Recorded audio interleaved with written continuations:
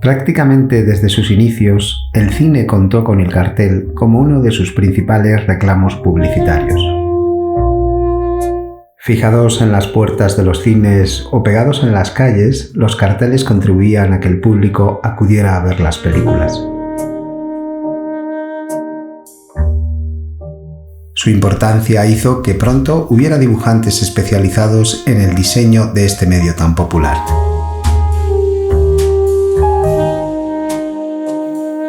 Entre los cartelistas que trabajaron en España, la firma de Jano fue la que más se prodigó a lo largo de 4 décadas, desde mediados de los años 40 hasta finales de los 80.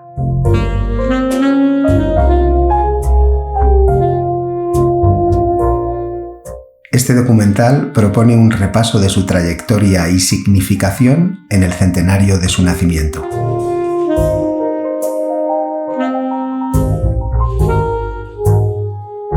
Francisco Fernández Zarza Pérez, conocido por su nombre artístico como Jano, nació en Madrid el día 5 de junio de 1922.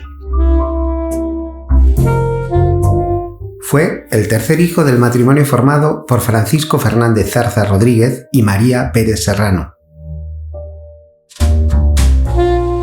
Su padre trabajaba en el Teatro de la Comedia, cuya entrada de actores estaba por la calle Núñez de Arce 5 y 7, donde su madre era portera. Jano nació justo en la portería de esa casa.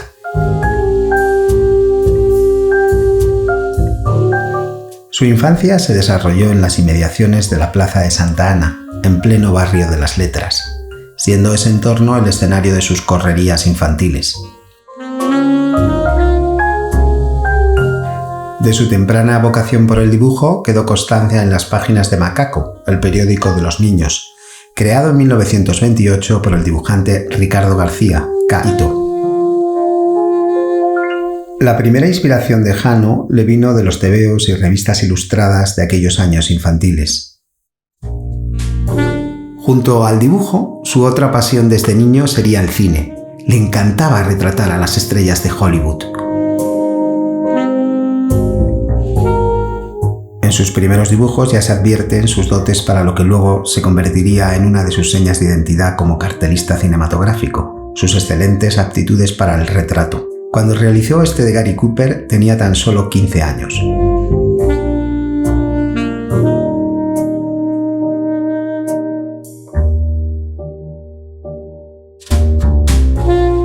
Durante la Guerra Civil Española se produjeron una gran cantidad de carteles propagandísticos, especialmente destacables en la zona republicana. Fue a la vista de estos carteles cuando nació el interés de Jano por el cartelismo, sobre todo por los que realizara el también madrileño José Bardasano, con quien llegaría a mantener una gran amistad décadas después.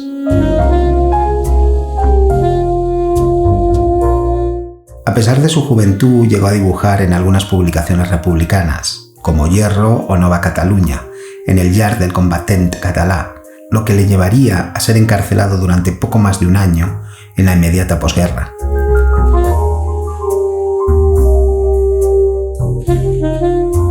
Durante el servicio militar comienza a trabajar en el estudio de Adolfo López Rubio.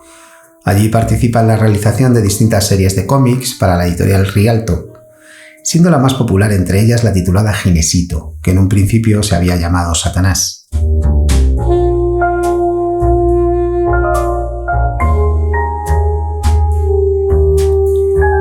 En 1945, Jano realiza su primer dibujo para el cine, un retrato del cantante y actor mexicano Jorge Negrete, para la publicidad de la película El Rebelde.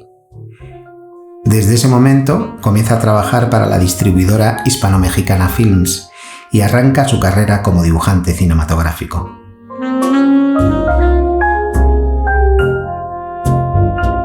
Su primer cartel llegará 2 años después, en 1947, para una película protagonizada también por Jorge Negrete.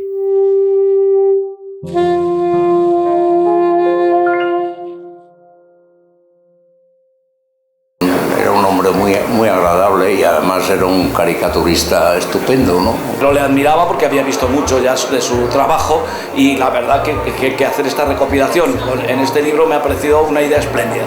Era maravilloso, hacía unos retratos, porque eran retratos que tenían vida ellos solos. Y los ha retratado de una manera, es decir, no es que los haya retratado, que psicológicamente son ellos, su expresión, su forma de mirar, todo.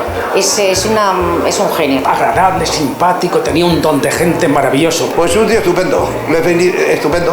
No se puede decir mejor. Lo mejor, pues los carteles que hacía eran los más bonitos que se hacían, ¿no? Me ha hecho unos dibujos preciosos, se lo merece Jano, porque es un gran artista.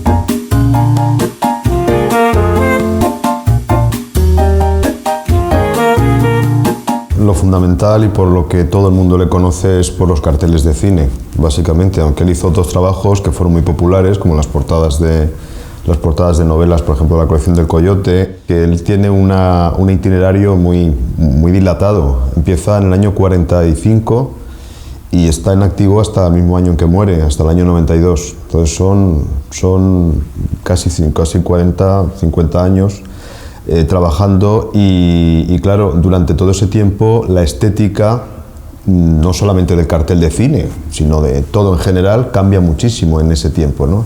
Entonces, lógicamente, su estilo se va adaptando a los diferentes momentos en los que se va sucediendo su carrera. Está generalizada la valoración de su obra en el sentido de que él sabía muy bien adaptarse a la temática y al carácter de las películas para las que hacía los carteles, ¿no? Entonces, bueno, pues tenía esa capacidad de adaptación. No obstante, siempre se identifica, en esto también coincide en todo el mundo, y yo lo veo así también, se identifican siempre sus carteles, es decir, por muy variados que sean las temáticas o diferentes épocas, siempre se puede decir que es un Jano. Era muy conocido por su estilo, o sea que y ahora actualmente, cualquier cartel o folleto que veas, dice ese es de Jano. Sí. Haciendo un poco, digamos, balance de lo que fue su evolución, cuando él empieza a hacer carteles era la época de la litografía, los carteles se reproducían litográficamente. Lógicamente había que hacerlo con una técnica adecuada a ese tipo de reproducción. Entonces se trabajaba con aerógrafo, básicamente. Aerógrafo o tintas muy planas, algo que luego fuera fácil de reproducir en litografía. Esto tenía sus ventajas, lógicamente, porque eran unos carteles magníficos, todavía los podemos ver y además son muy apreciados, pero tenía sus limitaciones también, es decir, eso limitaba mucho las tintas, limitaba mucho las posibilidades de tratamiento también pictórico que se pudiera dar. Y sí te puedo decir que a mi padre, a Jano, le gustaba más el pincel que el aerógrafo. El aerógrafo es un instrumento un tanto engorroso de manejar, ¿no? Y entonces, bueno, la inmediatez del pincel y de la brocha le gustaba muchísimo más. Y de hecho, cuando ya aparece el offset y puede trabajar con otro procedimiento, es cuando realmente aparece la aportación más reseñable del estilo de Jano, ¿no? Que es cuando empieza a enriquecerse cromáticamente, a utilizarse una mayor gama de colores, algo que le singulariza. En una entrevista reciente, Montalbán, que es otro cartelista también de cine, que empezó con mi padre como cartelista de cine, comentaba eso, dice, bueno, realmente el estilo de tu padre lo que hizo fue revolucionar el lenguaje del cartel de cine en este país, ¿no?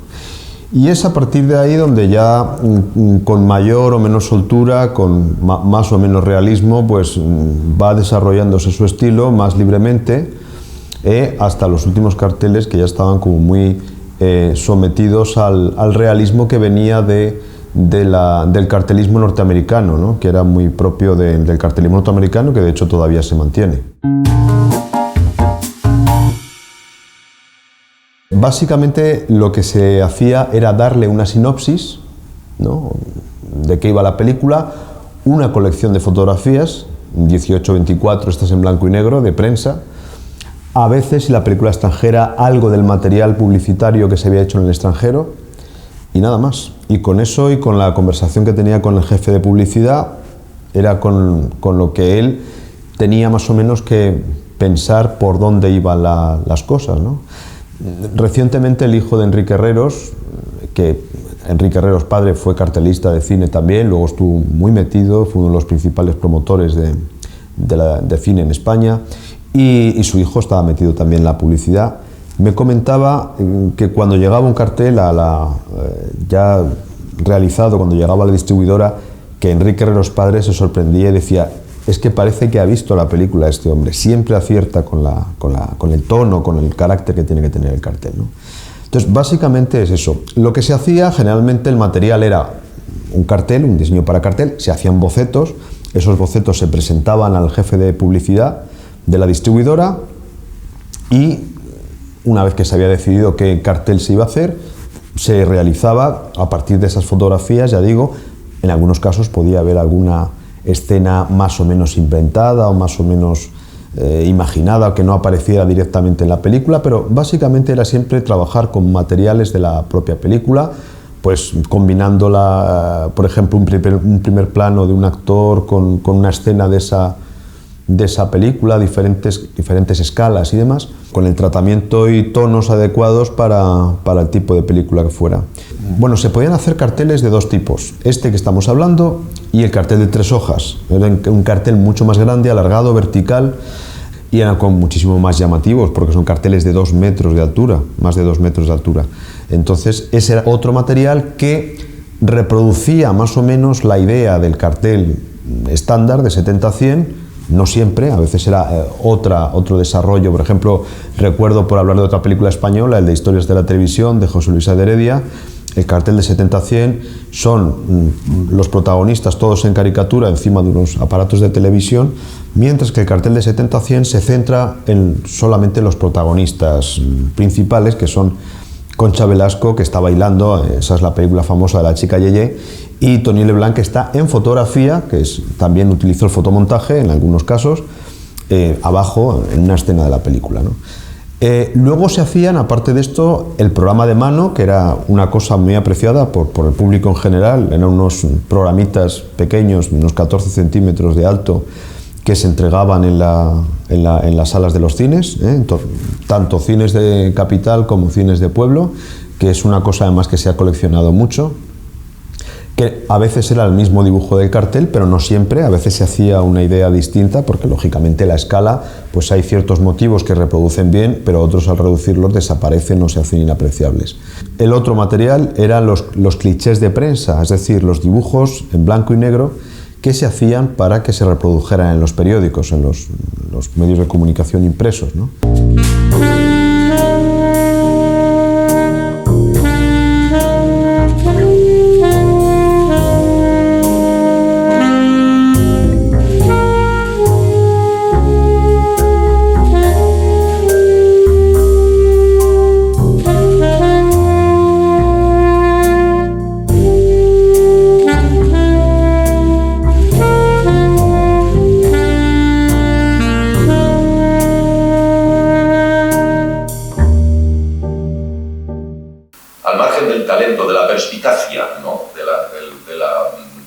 habilidad con la que retrataba no solamente los rostros, sino casi las almas de todos nosotros, ¿no? Era algo incuestionable que estaba ahí, y era ese profundo amor al cine español y a todo lo que hacía.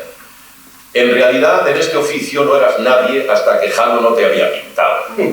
Pero la verdad es que Jano, si de algo también puede tener, digamos, un premio, es por la cantidad de carteles que hacía, y sobre todo con una ventaja, que es que realmente, y esto sí que me consta, yo creo que del 90% de los carteles que hacía no conocía ni la película, y no sé qué habilidad tenía, que siempre retrataba lo que era la trama central de la película.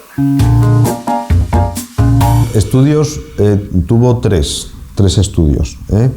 El primero de todos, que es el más, digamos, el más memorable, es el de la calle Bordadores, que era la casa donde vivía. Se van a vivir allí, de donde vivía mi abuelo también y la familia de mi madre, y entonces, bueno, pues a pesar de ser una familia numerosa, no todos ya vivían allí, pero había sitio para vivir, para tener hijos y hasta para tener el estudio, y el estudio con colaboradores, con gente que trabajó con él. Trabajamos bastante, ¿sabes? Porque en ese momento Jano tenía pues prácticamente todas las distribuidoras de Madrid la tenía él, ¿no?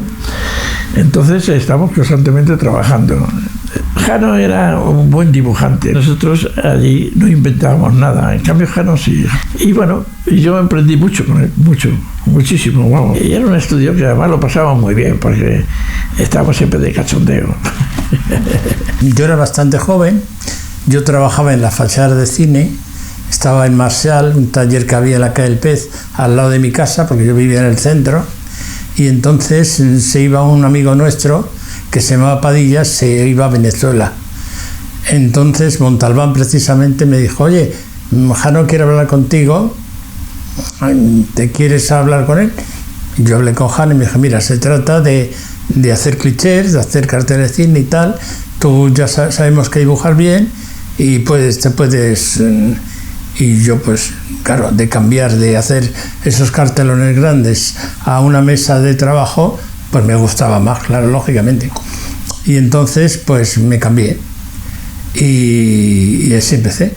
Entonces, en ese estudio, era un estudio, un espacio no muy grande, sí bien iluminado, y allí, bueno, pues fue donde él empezó a trabajar, y a medida que fueron creciendo los encargos y se le fue requiriendo por mayor número de distribuidoras, porque él empezó trabajando únicamente para una distribuidora, que era Hispano-Mexicana Films. Entonces, él trabajaba allí como dibujante a sueldo, digamos, ¿no? Era fijo. En el momento que su estilo se va imponiendo y hay más distribuidoras, creo que fue Procines la siguiente que le llamó para trabajar, pues lógicamente él ya deja de trabajar para Hispamex, para Hispano-Mexicana Films, y pasa a hacerse autónomo y empieza a trabajar por su cuenta. Cuando crecen estos encargos, él lo que hace, pues lógicamente, es empezar a contar con colaboradores.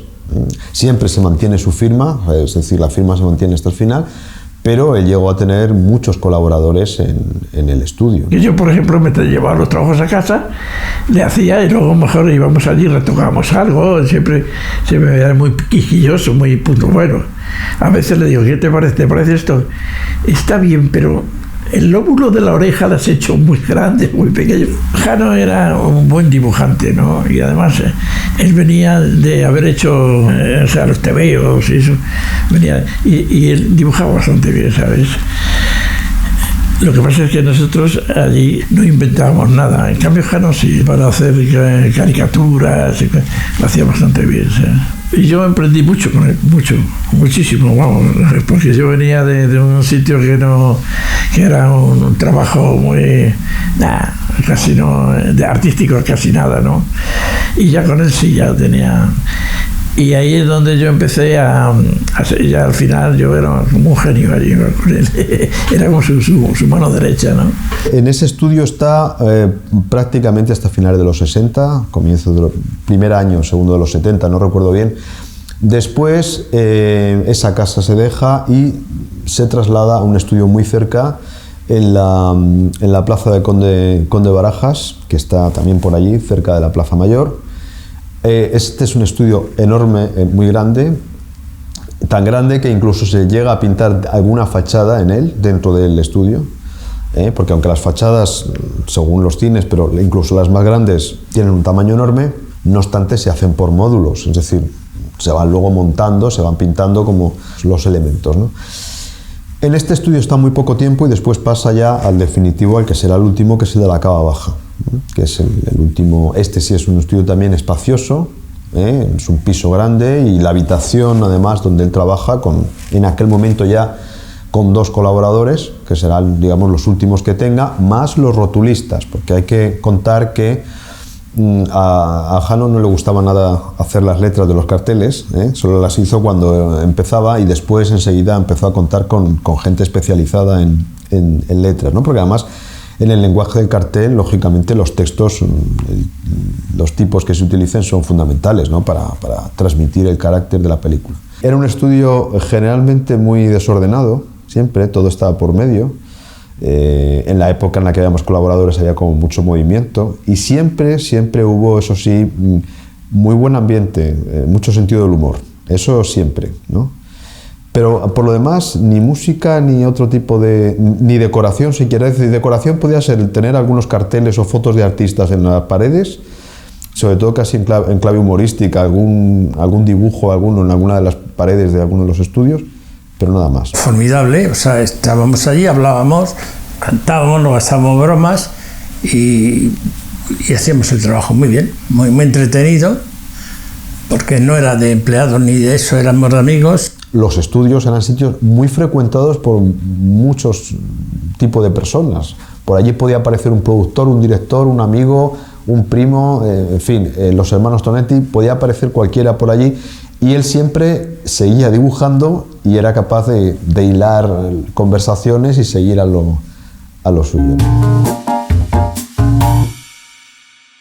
En homenaje a mi padre, del que él más orgulloso se sentía, que es un cartel, por otra parte, muy apreciado por mucha gente. De hecho, en la exposición esta que se hizo en el Reina Sofía sobre la historia del diseño en España, creo que era el único cartel de cine que había, y era justamente el de Surcos, el de la película Surcos, una película de José Antonio Nieves Conde, del año 51, el cartel que se hizo para la promoción en el exterior de esa película. Es un cartel que mi padre hace cuando se va a estrenar la película, para Chamartín, que era la distribuidora, y entonces él hace este cartel. Es un cartel muy simbólico en el que se ve pues la silueta de una persona que está trayendo desde la ciudad a los inmigrantes, a los que vienen del campo, con unos surcos que se dirigen hacia esa ciudad. Es un cartel muy simbólico, muy diferente de ese cartel más ligado al Star System, digamos, donde siempre aparecían los actores, el retrato de los actores, que es otra de las especialidades en las que destacó mi padre, ¿no?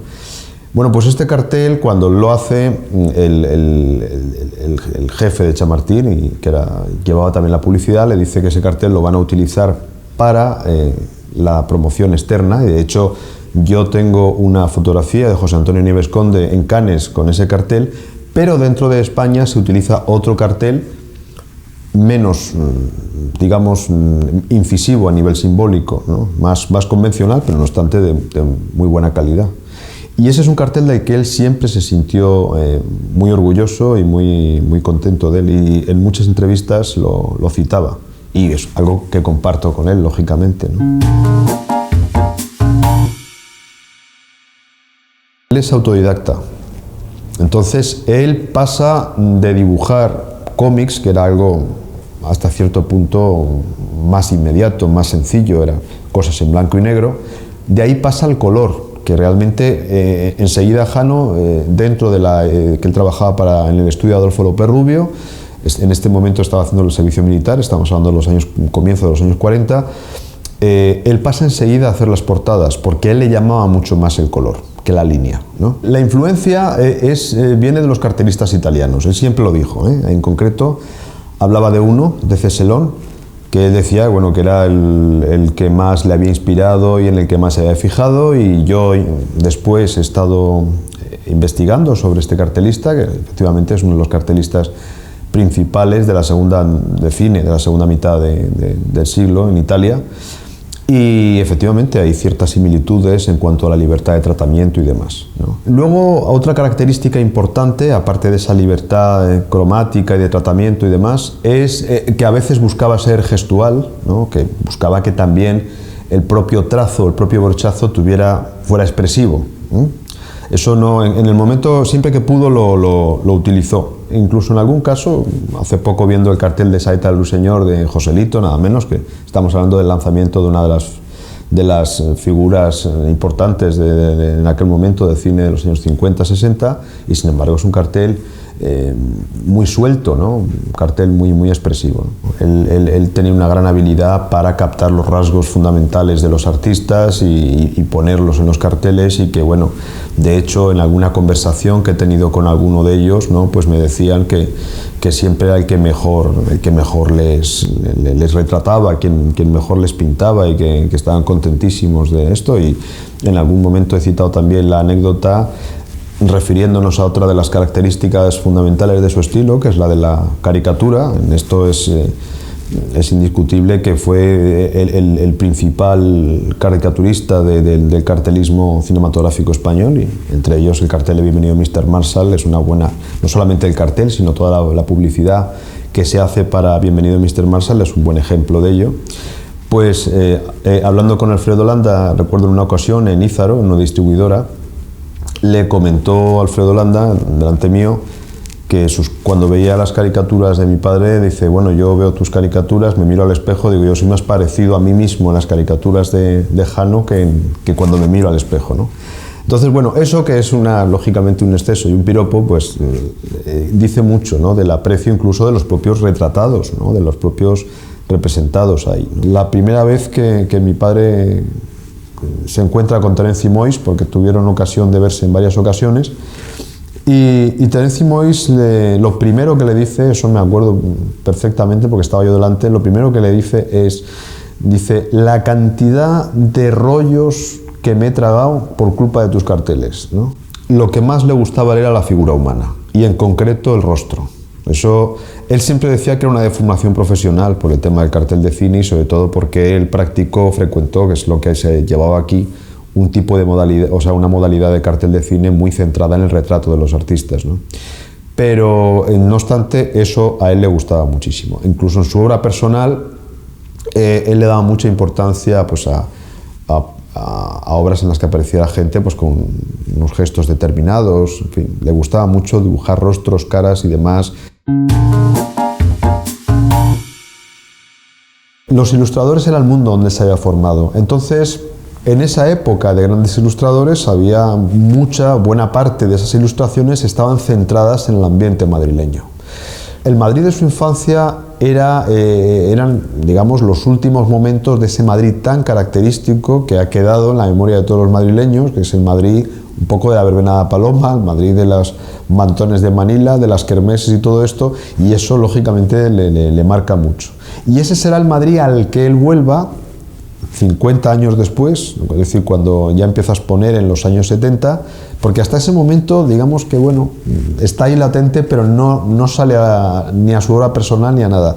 Cuando, digamos, él ya se pone a producir para exponer y demás, empieza a aparecer este mundo de su infancia, ¿no? Y de hecho algunas de sus exposiciones personales se ocuparán absolutamente de esta temática. Le gustaba mucho recopilar materiales de aquella época, revistas, libros. Tiene una biblioteca importantísima de obras de Arniches, de López Silva, de Antonio Casero, de todos estos escritores que trataron ese ambiente madrileño de finales del 19 y comienzos del 20. Él era muy madrileño, muy castizo.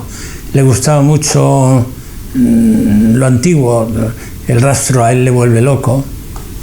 Y entonces también hubo un tiempo que le dio por hacer cosas típicas de Madrid, como personajes, la churrera, el sereno y esto, y entonces pues ponía exposiciones y las vendía bastante bien. Pues lógicamente el rastro es el pozo donde hay que buscar, si quieres, la orilla del mar donde han ido a parar muchas cosas que ha traído la marea del pasado, ¿no? Que es como lo definía Ramón Gómez de la Serna.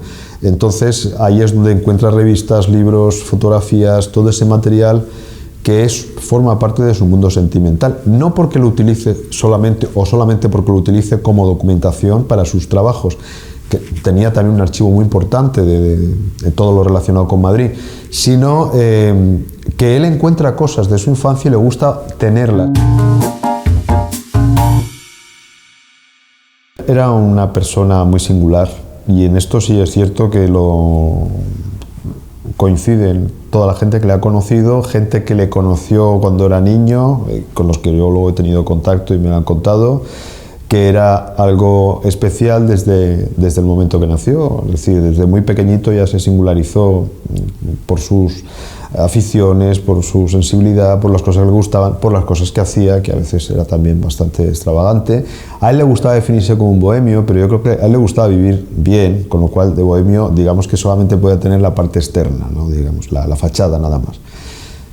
Era bien parecido y le gustaba mucho cultivar esta faceta, ¿no?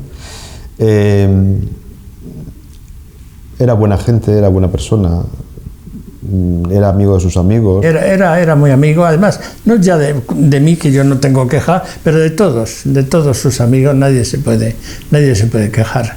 Era muy bromista, tenía mucho sentido del humor, ¿no? Era muy entusiasta del dibujo, de lo que él hacía, que era realmente un hombre que todo lo pasaba por el tamiz del dibujo, del arte y demás. O sea, él llegaba a cualquier sitio y enseguida empezaba a hacer caricaturas de todos los que estaban por allí para él. No era por enseñarlo y darla, ni... No. Era una cosa que, digamos, una necesidad, ¿no? Y esto es fundamental en su... Pero una persona, ya digo, con buen humor. La definición de Jano estaba en su signo zodiacal, era Géminis, y en el nombre del dios que él elige de una manera fortuita para su firma, porque ese Jano es una elección aleatoria que él nunca explicó muy bien. ¿Por qué? Porque tampoco no era porque tuviera ninguna predilección por la mitología romana ni nada por el estilo, y sin embargo coinciden curiosamente ambas cosas, ¿no? Es decir, el dios de las dos caras y Géminis. ¿Por qué? No es porque él fuera una persona doble ni tal, pero sí tenía bastante de este carácter que dicen que tienen los Géminis, que tienen unos cambios de temperamento bastante peculiares, ¿no? Y yo creo que quizás sería eso, ¿no? Dejemos ahí la cosa como un misterio de alguna manera, ¿no? En la última etapa él trabajaba en el estudio, ya digo, de 8 a 3 básicamente, se iba a casa, comía la siesta, esto era así siempre. Y luego, por lo general, si no salía a dar un paseo, él tenía otras aficiones, él era coleccionista de arte y le gustaba ir a ver exposiciones y demás, pues se quedaba en casa y allí dibujaba. Y a lo mejor pues desde las 4:30, 5 que se levantara de la siesta hasta las 7 u 8, que más o menos había luz según, claro, la etapa del año, pero no obstante tenía un flexo y digamos que ocupaba la mesa del comedor para esta cuestión, ¿no? Entonces, eso siempre, ¿no? Dibujar y vacaciones y incluso las veces que estuvo hospitalizado siempre tenía un cuaderno, siempre hay dibujos de cualquier circunstancia y que tenían que ver muchas veces con el entorno, es decir, caricaturas de familiares, caricaturas o dibujos o retratos de gente cercana, en fin, siempre estaba dibujando, eso es cierto.